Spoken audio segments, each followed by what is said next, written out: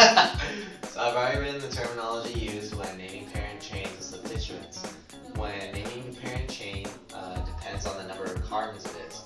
Let's say it's 3 carbons, it's going to be pro at the beginning of it as the prefix. If it's 5 carbons, it's going to be pent, and so on and so forth. So meth means 1, F means 2, pro means 3, but means 4, pent means 5, hex means 6, hept means 7, oct means 8, none means 9, and dec means 10. The definition of an alcohol is an organic group that contains a hydroxyl group attached to an alkane type carbon atom.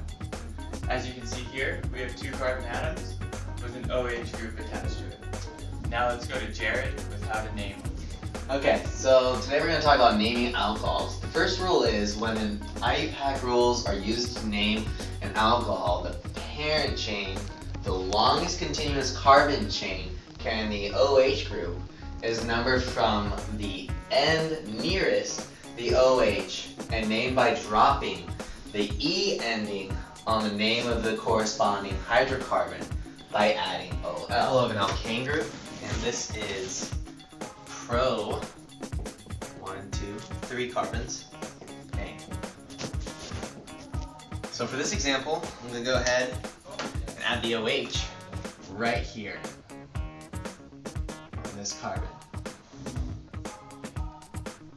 Then I'm also, by naming alcohol, I'm going to drop the E. So shoo, gone forever. And add OL, propanol. But we're not done yet because we need to signify where the hydroxyl group is. So when numbering the carbons, you number from the end carbon of the parent chain closest to the hydroxyl group. So this would not be 1, 2, 3, but instead it would be 1, 2, 3.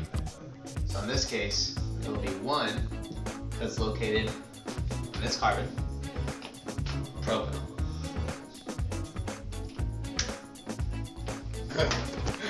So in our second rule for naming alcohols, when a carbon chain contains more than 2 carbons, the position of the OH group must be specified with a number. So over here I have a hexane molecule, and that's because it's made up of 1, 2, 3, 4, 5, 6 carbons. Now we're going to change this into an alcohol by adding the OH hydroxyl group right here. Now right now I'm violating the octet rule, so I'm going to erase one of these H's. I'm also going to start off by dropping the E. So it's gone, erased, gone, and adding OL. But again, we're not done yet because we need to number it because it has more than 2 carbons. So we're going to number it from the end carbon on the parent chain closest to the hydroxyl group. So we're not going to number it from here, or rather here, because this carbon is closest to the hydroxyl group. 1, 2, 3, 4, 5, 6. So this would be 2 hexane. Oh.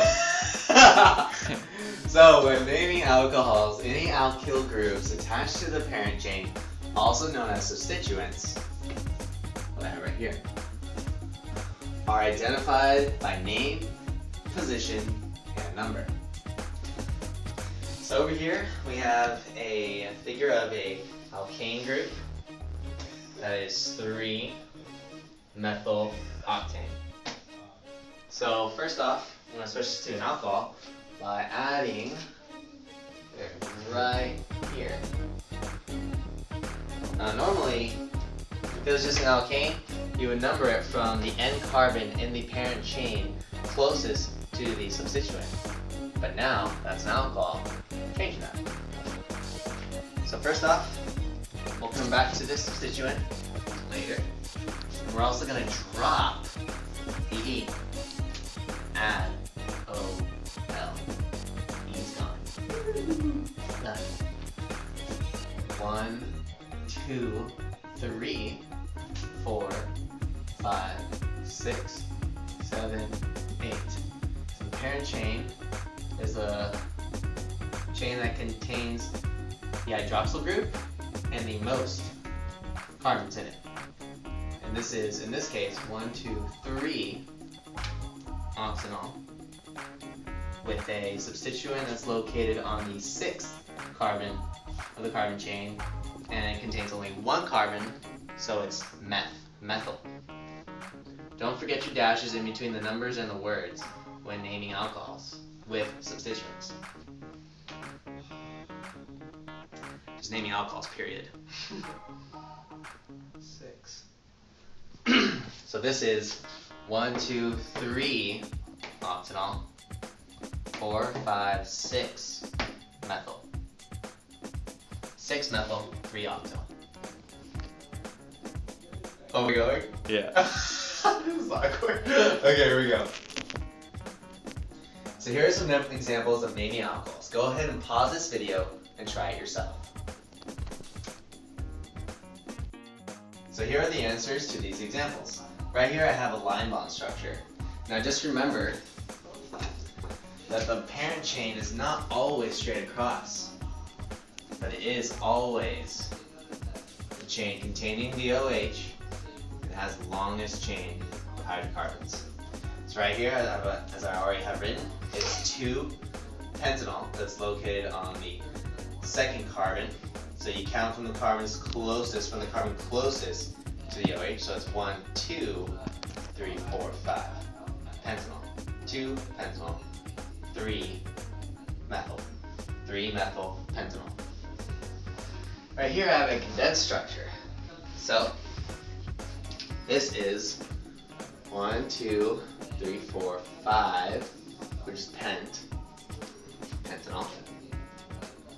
The OH is located on 1, 2, 3, the 3rd carbon, 3-pentanol.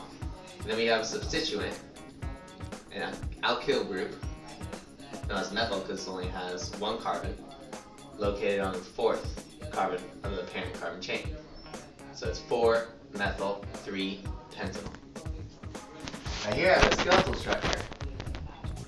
In the parent chain it has 1, 2, 3, 4, 5, 6. So that makes for hexanol. The OH here is located on the 1st carbon, 1-hexanol. Here's the substituent, there are 2 carbons, so that's ethyl.